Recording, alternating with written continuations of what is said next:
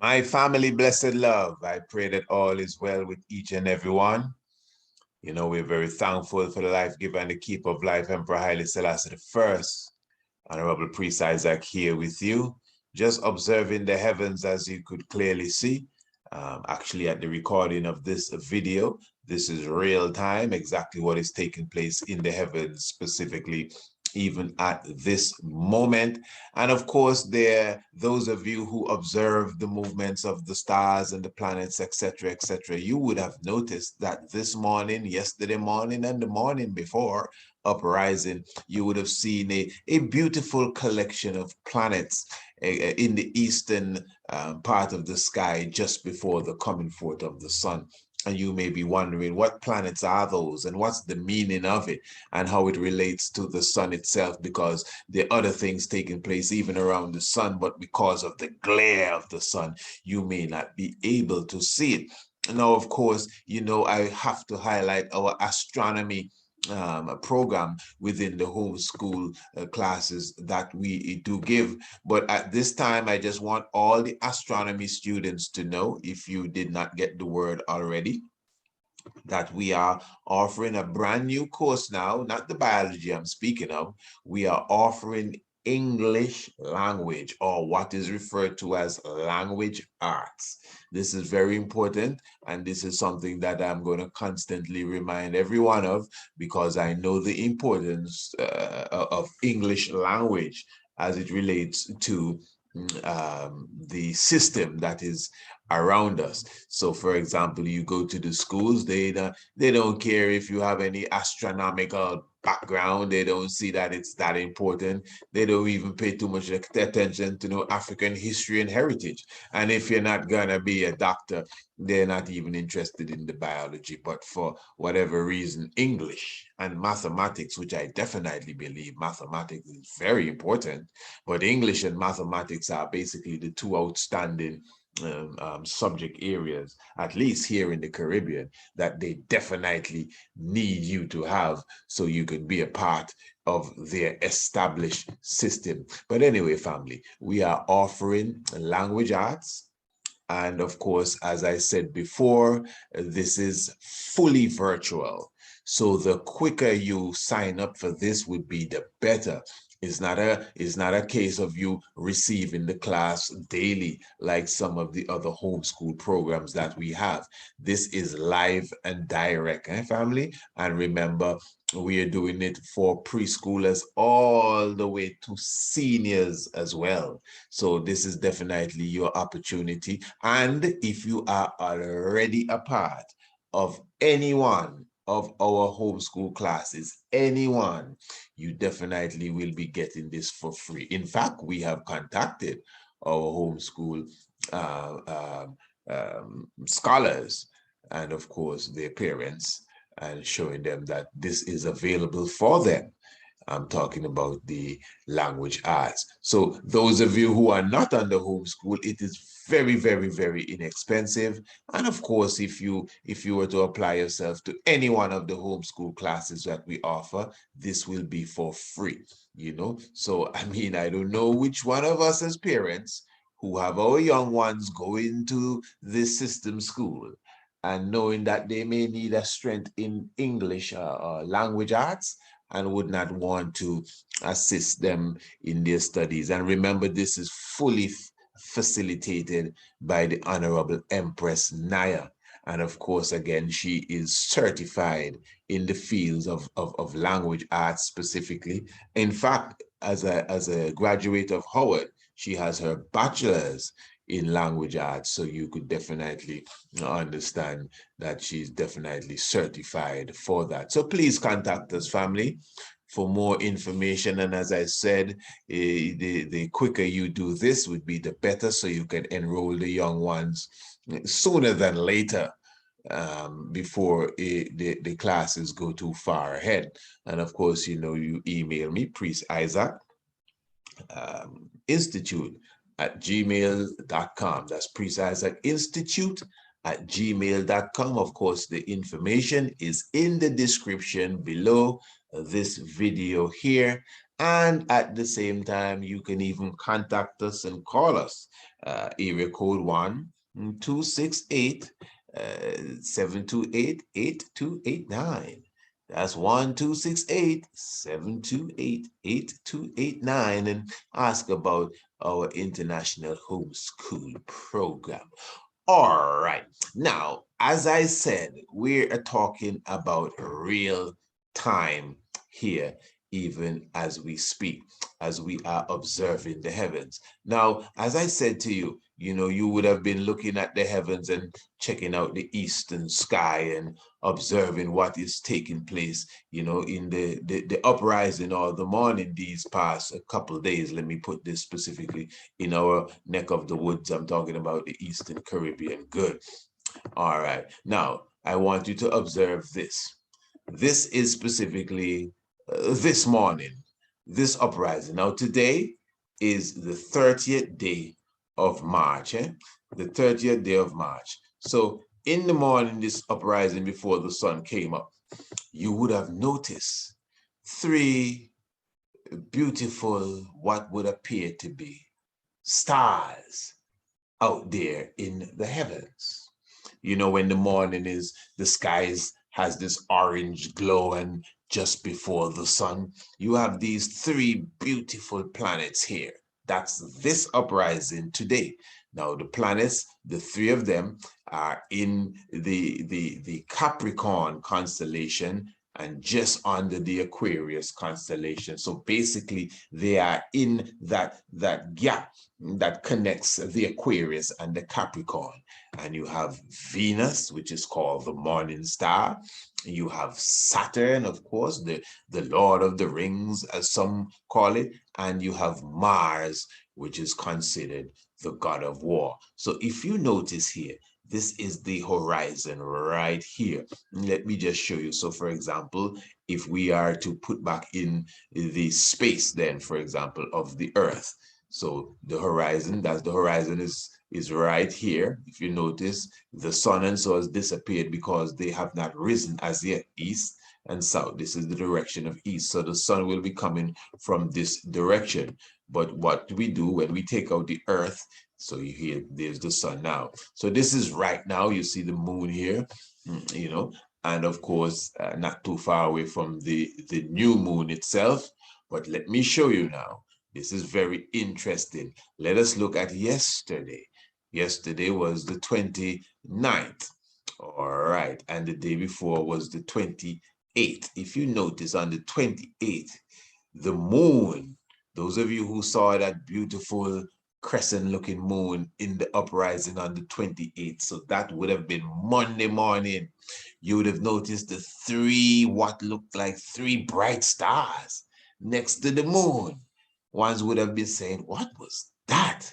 That was actually the moon with the same three planets. That is Venus, Saturn, and Mars. But what is interesting now is that Mercury, Jupiter, and the Sun is also forming their triangle with these same three stars or planets, pardon me, these same planets here. So you have Mercury, and you have Venus, Jupiter, and you have the Sun as well. But the thing is now, when the sun comes up, you're hardly going to see Jupiter and you will hardly see Mercury because, of course, they are so close to the sun and to the brightness thereof. So this would have been Sunday, the 27th of March, if you observe the moon, and then the 28th at the same time, in the uprising. You see, this is just about 5:45. You see the moon with them making that specific shape. And then yesterday, as the moon is going closer to the sun to make that new moon. And then this is today, this uprising, the moon just came up slightly before the sun. So in the next few days, we're going to have a new moon specifically going into the first day of April, what people like to call All Fools Day, and that kind of stuff. Good. So very important, family, as you could see. Again, the three planets, when you see them in the uprising, when you see them tomorrow morning, as they call it, and you see just before the coming of the sun, you don't have to wonder if that one is a satellite or if that one is a UFO and a spaceship and all of that kind of stuff. No, it is 3 planets specifically, that is just beautifying the uprising star, the uprising morning, I should say. So tomorrow uprising, and that would be Thursday and even Friday, what you can make sure you do, you get up before the sun, which that should just be natural. You should naturally be up before the sun. So when you get up before the sun, even on the 2nd, the 3rd, when you get up before the sun, you will see 3 beautiful lights in the eastern sky, just above the horizon. Again, that's Venus, Saturn, and Mars. And of course, their combination now is very interesting, and where they are, at least now, because they're still resting on the horn of Capricorn. It is the horn of Capricorn. Yes, of course, the Greek rendition makes it look a lot different. And they have the goat's head right where his bottom part really is in the constellation. And they have his bottom part where his head is in the constellation. And where his head is in the constellation specifically shows you that lengthy horn. That's why it's called the unicorn. And the planets are resting on its horn. They're not resting on his back parts. They're resting on his horn, which is very important. Mars is in the horn of Capricorn. That's very important. Remember, Mars is the god of war, according to the science, the theology, I should say, the mythology. But there's a science behind of all that. The Greeks didn't just make up that out of their head. They understood something about Mars. Not that Mars is going to come and make war with no one, but Mars has a certain energy, a certain frequency, a certain electromagnetic pull and balance, and of course, when you study it properly and notice where it is at what time and all of these different things, it aligns itself even with catastrophe. So that is why the ancient ones could understand the planets. They understood that Venus had a feminine energy. It's not that Venus, the planet, was a woman that turned into a planet. No, the planet itself has a very strong feminine energy. The planet reacts with the female and the womb and the reproductive system and all of these different things, and the female energy itself. That's Venus I'm speaking about. So we understood that. The Greeks learned that from us. So then all of a sudden Venus became Venus and was, typified as a woman and became a goddess and all of these different things. So it's not that it's way off and totally out of whack, because it came from the origin, from us. So there is a reality when you highlight that Mars, the god of war, has an energy of the war. That is why we highlight and align Mars with Marcus Garvey. Those of you who have seen The Night of the Black Tiger, that's one of our DVD documentaries, our full-length documentary, our 3rd full-length documentary, I must add, which speaks about the divinity of Marcus Mosiah Garvey. So Mars, Jupiter, Venus. Jupiter is considered the lord of the planets, the king of the planets, and with right reason as such. And of course, we have touched upon that in the shock of the hour, Tiger's Nest, etc. So those of you who are always with us have a good understanding of what I'm speaking of. But yes, family, the heavens do declare the glory of God. And again, the firmament show it is handiwork. I definitely prefer to deal with the heavens without these pictures here, because you see the real rendition of what is available to you. You get the real understanding. Is just about becoming celestially literate. Just like you could read English and read a book, you are supposed to be able to read the heavens. All right, family, give thanks for the life giver and the keeper of life. As you can see, the sun is still in the Pisces constellation, even as we speak, as we are just coming out of the energy of the spring equinox. So family, give thanks again. Just contact us, and definitely enroll the young ones in the astronomy classes for sure. I think it is it's definitely, to me, the astronomy and the African history and heritage. These are what the children need. Yeah, the system is set in a way that they want you to have English. And I mean, it's good. You're supposed to be first in English. You're supposed to know English properly, and French if you want, and Spanish and all of that stuff if you desire. But before I go and learn Spanish, I prefer to go and learn Kiswahili. I mean, I'm not saying something wrong with learning French or even that Chinese language there, Mandarin. But why force these things in African schools? And then we like to talk about, well, you know, we want to give up the Queen of England. Yeah, but before you give up the Queen of England, you need to give up the Queen of England. Huh? Before you drop the Queen, you got to drop the Queen. Huh? Yeah, if you don't have no African history and heritage in your school, all the Queen you drop in, you ain't drop no Queen.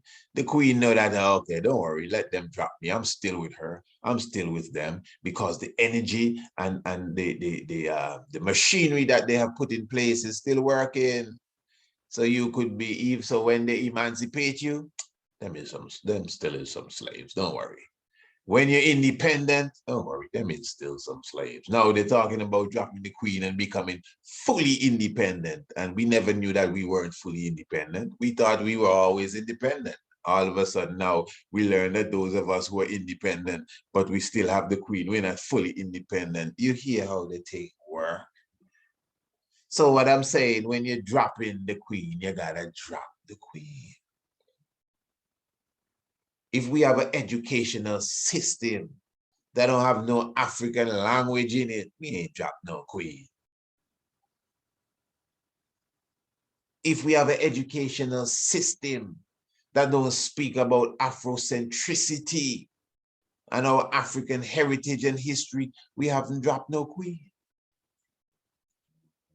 In Jamaica, they're talking about dropping Queen, and they're not even teaching Marcus Garvey in school. So it's a psychological argument, family. So this is why I honestly believe African history, heritage, astronomy, that's why those were the first subject areas that we brought to the forefront in our home school. Let me be square here.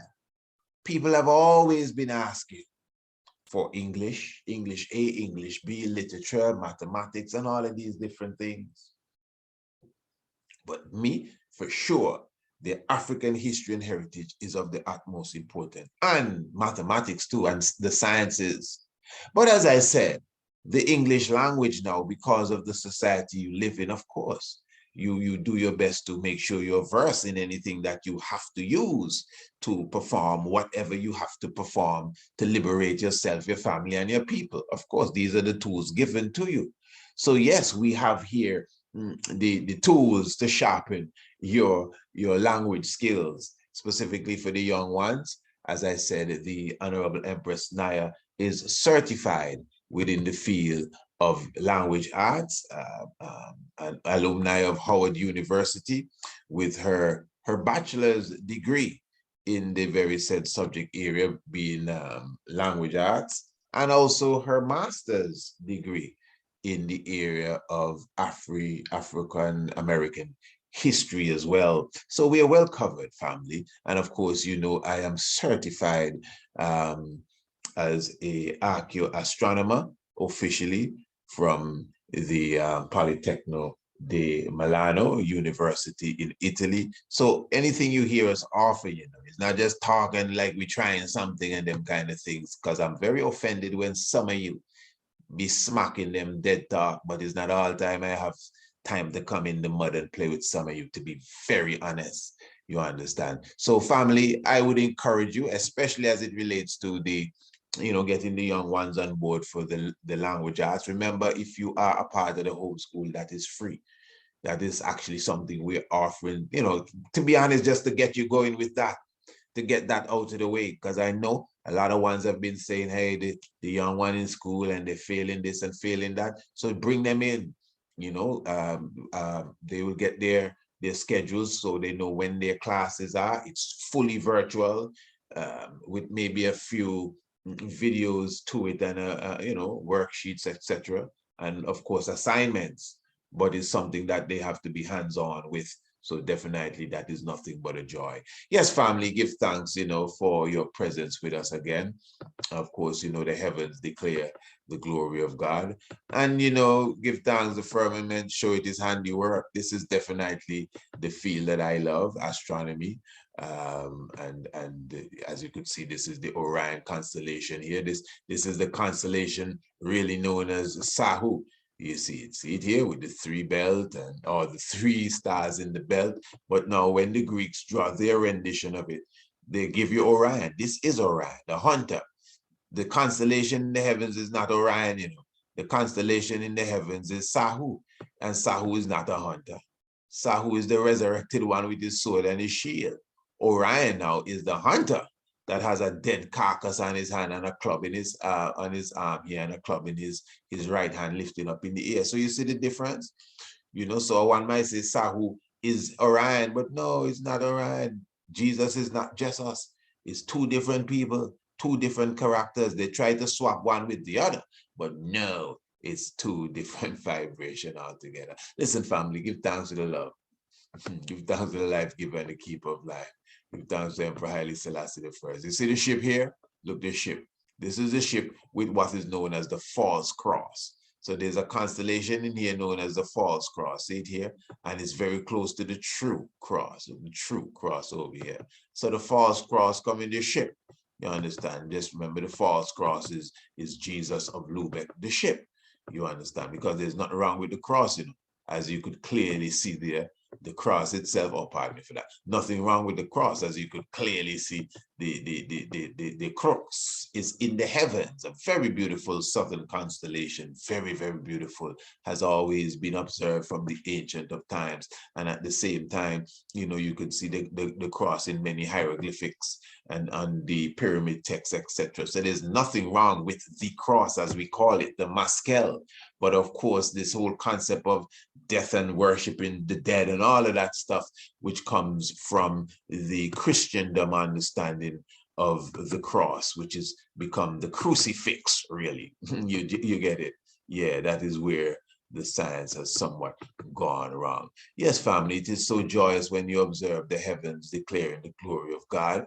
Yet it is such a joy when you know that the firmament show it his handiwork, and day unto day utter his speech, night unto night show it knowledge. Oh, give thanks for the life giver and the keeper of life. Love my family, and look out for those planets in the uprising to the east, in the eastern sky. Venus, Saturn, and which one? And Mars. And of course, if you look good, you'll see Jupiter coming in right behind them. But Mercury is right with the sun, so you ain't gonna see Mercury. Yeah, give thanks. Holy Emmanuel I, Selassie, Jah, Rastafari. Blessed love.